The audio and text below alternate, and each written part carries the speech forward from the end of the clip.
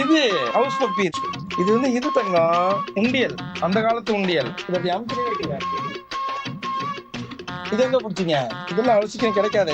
ஆள் தெரியல போட்டுருக்கு. நாங்கெல்லாம் சிங்கத்தோட உண்ணாக்க வெட்டுக்குன்னு பிடிங்க திங்கிறீங்கடா. மர தமிழ எங்க கிட்டே என்ன முறைக்கிற? நீ யாரு? இங்க பாப்பா. நான் ஸ்பைடர்மேன்.